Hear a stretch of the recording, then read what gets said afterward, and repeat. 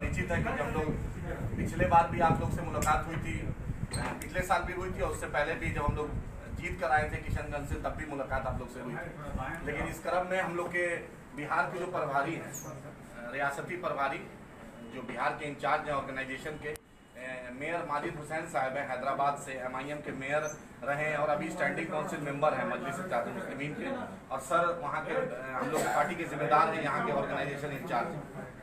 और ये सर पटना के हमारे पत्रकार बंधु हैं जो पटना में इन लोग हर प्रिंट है और इलेक्ट्रॉनिक मीडिया से हैं।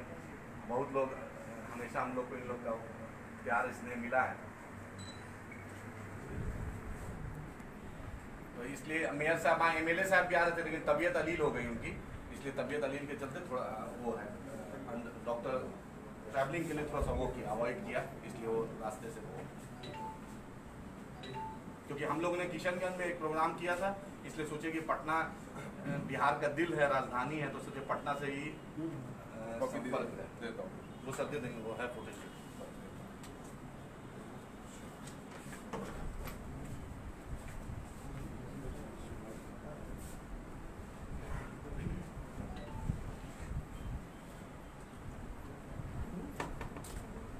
हेलो,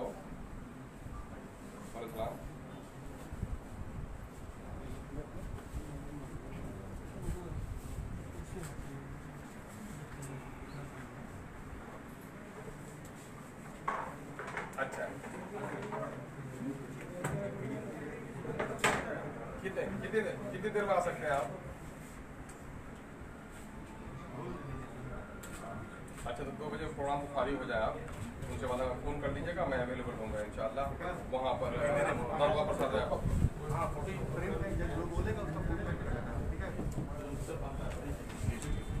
3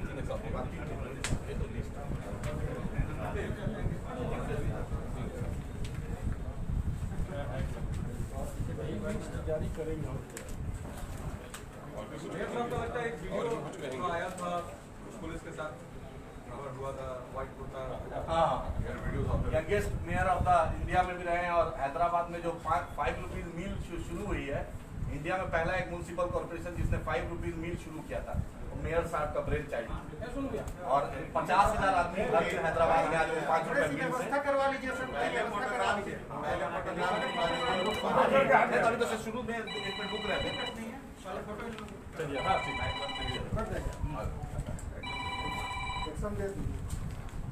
नहीं रिलीज जारी करेंगे ना, दिखाएंगे और सेकेंड लिस्ट जारी करेंगे सर। बिहार के बहुत जिम्मेदार हमारे पत्रकार बंधुओं, सर उस लिस्ट को आप जारी कीजिए, खड़ा हो खड़ा हो जाए आदमी लिस्ट।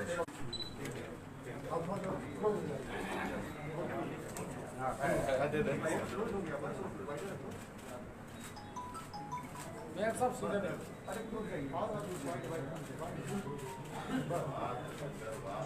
बैठिए, हो गया ना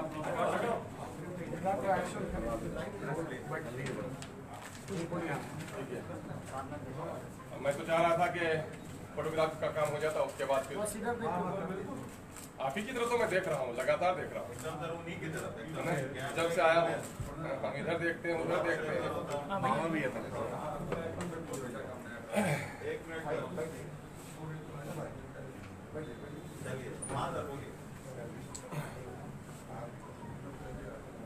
बिहार के राजधानी पटना में रहने वाले हमारे प्रिय पत्रकार बंधुओं, हमें बड़ी खुशी है कि आज हमारे दरमियान में बिहार के प्रभारी जो हैदराबाद से तशरीफ ला चुके हैं, जनाबे माजिद हुसैन साहब, एक्स मेयर हैदराबाद, वो तशरीफ फरमा है। हम उनकी उपस्थिति में आज बिहार में आगामी विधानसभा चुनाव के लिए दूसरी जो फहरिस्त है, हमारी दूसरी सूची है, वो जारी कर रहे हैं। फिर ये पत्रकार बंधु, आगामी बिहार विधानसभा का बिगुल बन चुका है। ये IMIM बिहार ने प्रेस के माध्यम से प्रदेश कार्यालय किशनगंज से दिनांक 11/6/2020 को बिहार के 22 जिलों के 32 विधानसभा क्षेत्रों की प्रथम सूची जारी कर दी है। आज हम आपके माध्यम से 18 चिन्हित विधानसभा क्षेत्रों की दूसरी सूची जारी कर रहे हैं। विभिन्न जिलों में संगठन विस्तार और सर्वे का काम जारी है। शीघ्र ही तीसरी सूची जारी कर दी जाएगी। बंधुगण, आप लोगों को पता है कि हमारी पार्टी ने बीजेपी जेडीयू की साझा सरकार के खिलाफ समान विचारधारा की पार्टियों को एक गठबंधन बनाने की पूरी पहल करती रही है, परंतु एनडीए के विरुद्ध बिहार की बड़ी पार्टियों के द्वारा बने गठबंधन में हमें शामिल होने का अवसर नहीं दिया जा रहा है। ताहम इस संबंध में किसी निश्चित निर्णय के बाद आपको इसकी सूचना दे दी जाएगी।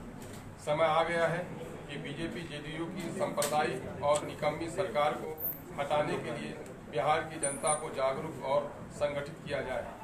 अब ये एनडीए विरोधी राजनीतिक दलों की जिम्मेदारी है कि वो बिहार की जनता के समक्ष अपने आप को मजबूत विकल्प के रूप में पेश करें। विगत 15 वर्षों में जेडीयू बीजेपी की सरकार ने बिहार को रसातल में पहुंचा दिया है। विशेष रूप से शिक्षा, स्वास्थ्य, रोजगार, विधि व्यवस्था की हालत बद से बदतर हो गई है।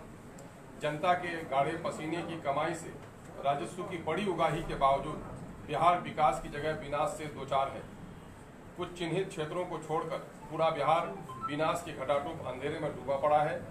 नीतीश कुमार के खोखले विकास के दावों का पोल तब खुला जब कोरोना महामारी में लाखों गरीब मजदूर पलायन कर बिहार वापस आए और सरकार ने रोजगार का वादा किया, परंतु आज वही लाखों गरीब मजदूर अपने राज्य में रोजगार से महरूम होकर वापस जा रहे हैं, जहां आज भी कोरोना महामारी का खतरा मौजूद है। दूसरी तरफ शिक्षा, स्वास्थ्य और रोजगार के साथ साथ किसानों की हालत दयनीय हो गई है। उत्तरी बिहार, विशेषकर सीमांचल के बाढ़ पीड़ितों, विस्थापितों की खबर लेने वाला कोई नहीं है।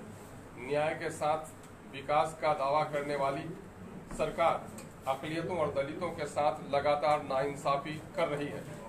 विकास के मुख्य धारा में जोड़ने के बजाय नीतीश कुमार आरएसएस के एजेंडे के अनुसार 3 तलाक, NRC, NPR, mob lynching, Urdu भाषा को शिक्षा से अनदेखी करने का अमल करते रहे हैं, जिससे मुस्लिम अल्पसंख्यकों में गहरी नाराजगी है। बिहार को विशेष राज्य का दर्जा दिलाने का सपना दिखाकर नीतीश कुमार ने बिहार की जनता का बार बार वोट लिया है, जबकि केंद्र और राज्य में एनडीए की सरकार है, फिर भी विशेष राज्य का दर्जा न दिलवा पाना बिहार की जनता के साथ बड़ा धोखा करने का काम नीतीश कुमार ने किया है, जिसका जवाब आगामी विधानसभा चुनाव में बिहार की जनता अपने वोट के इस्तेमाल के जरिए से देगी। जिन क्षेत्रों को हमने चिन्हित किया है वह है कोचाधामन, किशनगंज विधानसभा क्षेत्र, बहादुरगंज विधानसभा क्षेत्र, ठाकुरगंज, कस्बा, अररिया, नरपतगंज, छातापुर, प्राणपुर, जाले, दरभंगा शहरी क्षेत्र, सुगौली, भागलपुर, गया, पूर्णिया, धमदाहा, पीरो, मनिहारी। हम लोगों ने 32 सीटों की सूची पहले जारी की है। ये 18 सीटों की सूची आज जारी कर रहे हैं।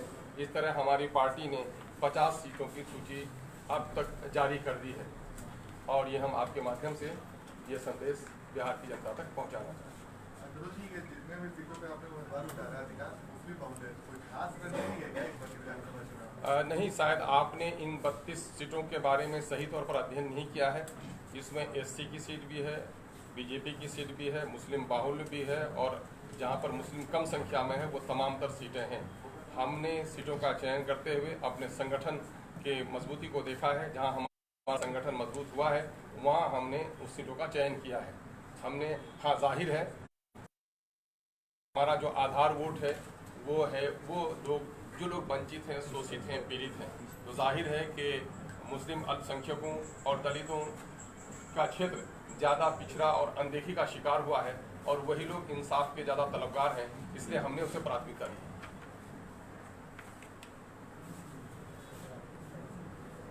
इनसे हमारी पार्टी की पॉलिसी रही है कि जेडीयू भाजपा की ये निकम्मी और सांप्रदायिक सरकार को उखाड़ फेंकने के लिए बिहार में कोई एक ऐसी पार्टी है जो तनहा ये लड़ाई लड़ सके।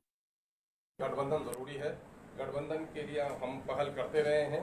जेडीयू भाजपा के खिलाफ जो भी गठबंधन को शामिल करने के लिए, उसमें शामिल होने के लिए दिल दरवाजा दोनों हमारा खुला है। एनडीए में लोजपा भी है, आपने लोजपा का नाम नहीं दिया है। लोजपा बिहार का सवाल लोजपा बहुत कम तादाद में है वहाँ पर, लेकिन असल जो ये थी कि गठबंधन को अगर वो तोड़ते थे तो उनको इलेक्शन में जाना चाहिए था, लेकिन उन्होंने वोट लिया गठबंधन के नाम पर, सेकुलरिज्म के नाम पर और भाजपा विरोधी वोट लिया। लेकिन बड़ी चालाकी के साथ 20 महीने में ही उस गठबंधन को तोड़ पर उसी भाजपा के गोद में चले गए, जिसके बारे में उन्होंने कहा था कि मिट जाऊंगा मगर भाजपा में न जाऊंगा, यानी उल्टी चाटने का काम नीतीश कुमार की सरकार ने किया है।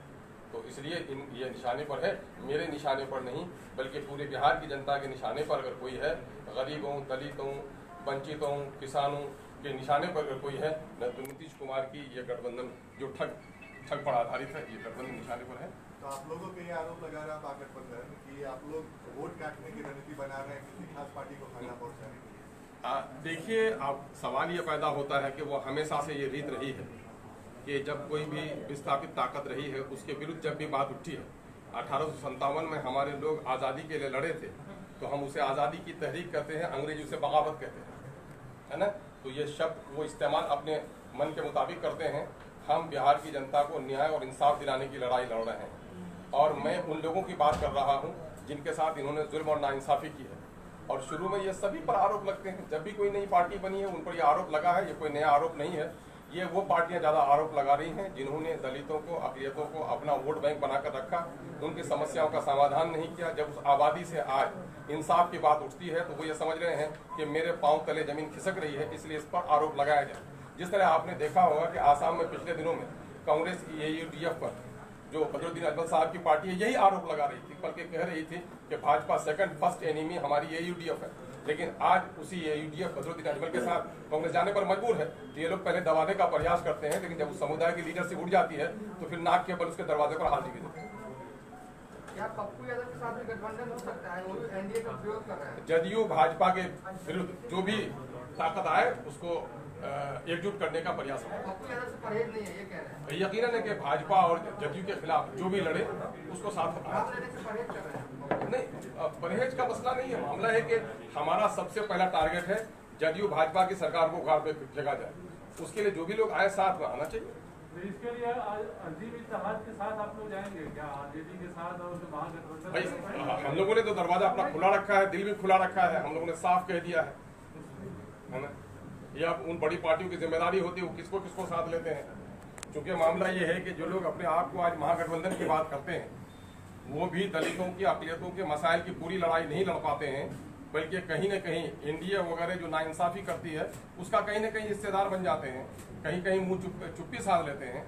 इसलिए वो लड़ाई धारदार जब तक नहीं हो सकती है जब तक कि उस समुदाय के लोगों की शमूलियत उसमें नहीं हो। आज वहाँ पर सन ऑफ मल्लाह की जगह है, वहाँ पर कोयरी और कुर्मी के नाम पर लोग जगह देने का काम कर रहे हैं, लेकिन बिहार की 17% अक़लियतों की एक बड़ी पार्टी बनकर आई है MIM, अभी तक उसको साथ में नहीं लिया जाना अब उसके नियतों का मसला है, हम तो उसकी बात नहीं कर सकते। ऐसी योजना है जिसमें ओवैसी को वर्चुअल रैली करेंगे बिहार में?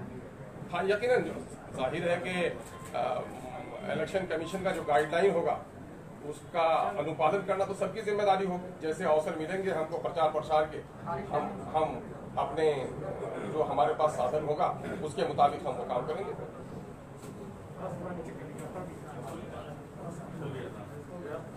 धन्यवाद सर। हमारे साथ मेयर साहब हैं, हमारे बिहार के प्रभारी हैं, और आदिल हसन एडवोकेट जो हमारे पार्टी के स्टेट यूथ प्रेसिडेंट हैं।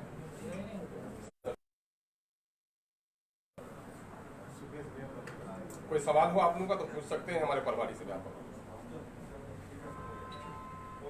हो गया सर। तो महागठबंधन से कोई प्रभारी है बिहार में, महागठबंधन से बातचीत हुई है क्या किसी पार्टी से, कोई ऐसा कांग्रेस से या आरजेडी से किसी से बातचीत हुई है? हम हर तरफ पहल कर रहे हैं और हमें जो दिख रहा है फिलहाल कि ये लोग हमारी कभी हक में बात नहीं करें और हमारे हक में कभी साथ नहीं दिए। जिसमें जस्टिस अख्तर उल इमान साहब ने कहा हम पे सिर्फ इल्ज़ाम लगाते हैं और हमें साथ लेने के लिए ये लोग अभी तैयार नहीं है। हम चाह रहे हैं कि हम उनके साथ जाते हुए बीजेपी और नीतीश कुमार की जो सरकार है उसको गिराएं। पर ये लोग जिस तरीके से अक़लियतों के तरफ देख रहे हैं और हमारे वोट को अपना हक समझ रहे हैं और हमें आगे बढ़ाने की जो सियासी तौर पे कोशिश नहीं करने के लिए उनका जो मोटिव है और इलेक्शन लड़ना शायद अभी फिलहाल नादानी का काम कर रहे हैं। मजलिस बहुत सीरियस तौर पे इस इलेक्शन में, बिहार के इलेक्शन में आएगी। असदुद्दीन अवैसी साहब के कई रैलीज यहाँ पे होंगे। तमाम मजलिस के एमएलए जो हैदराबाद में हैं वो पूरे यहाँ पे डेरा डाल कर बैठेंगे और हम एक बड़ी ताकत से आपके बिहार में इलेक्शन लड़ेंगे और हम ये आपके और बड़ी तरीके से साबित कर देंगे कि मजलिस नजरअंदाज करने वाली जमात नहीं रहेगी। शायद ये इलेक्शन में आप लोगों के सामने ये बात हो रही है, मगर इनको वक्त पे एहसास हो जाएगा कि मजलिस को साथ लेना इनकी ज़रूरत बन जाएगी। वो काम हम यहाँ पे करेंगे। आप लोग लगातार उम्मीदवार उतार रहे हैं और वहाँ पे भी कोई ऐसी बात नहीं हुई है। मिलने की बात कर रहे हैं, आप लोग सुन रहे हैं, खुद मिल नहीं रहे हैं, आप मिलने जा नहीं रहे हैं। मतलब आप उम्मीदवार उतार चुके हैं, बात फिर कहाँ बनेगी? देखिए, अख्तर इमाम साहब ने हर किसी से मुलाकात की, हर एक बात आपके सामने बोलने की नहीं होती। अख्तर इमाम साहब ने खुद पर्सनल हर किसी से पहल कर रहे हैं और कोशिश में लगे हुए हैं। हम अभी भी मायूस नहीं हैं, हम हर किसी के साथ जाने तैयार हैं जो बीजेपी की मुखालिफत करता है, मगर हम इतने भी कमज़ोर नहीं हैं कि कोई हमें अगर हाथ ना दे तो हम अकेले हम अपने पाँव पे नहीं खड़ सकते। अगर बात बनती है तो सीट पे जो उम्मीदवार उतार बिल्कुल, हम वो टाइम पे फिर बातचीत करेंगे, वक्त भी नहीं है। हमने लिस्ट अनाउंस की है, कैंडिडेट्स हमारे दिमाग में है और हमने वो लिस्ट अनाउंस की है जहाँ पे हमारा संगठन मजबूत है। हम सिर्फ नाम लेने के लिए कॉन्स्टिट्यूंसी के नाम नहीं ले रहे, हमने ग्राउंड लेवल पर बूथ लेवल तक काम कर वहाँ पे संगठन बनाकर हमने वो नाम लिया है। हमारा संगठन बहुत मजबूत संगठन है। जिन जिन सीटों पे अख्तर इमाम साहब ने अभी नाम लिया और बूथ लेवल तक हम वहाँ पे पहुँचे हैं, तो हमें नजरअंदाज करना शायद इनकी बहुत बड़ी गलती होगी आगे चल। एक बार दिखा दीजिए सबको इलेक्ट्रॉनिक मीडिया तो आप पीछे यार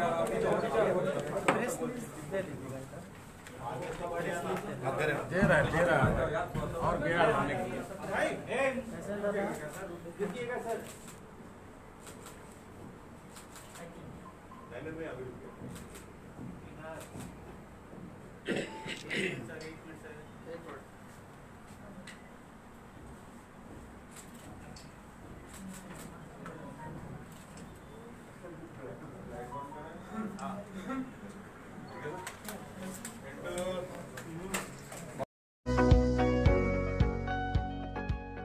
Please like and subscribe my YouTube channel.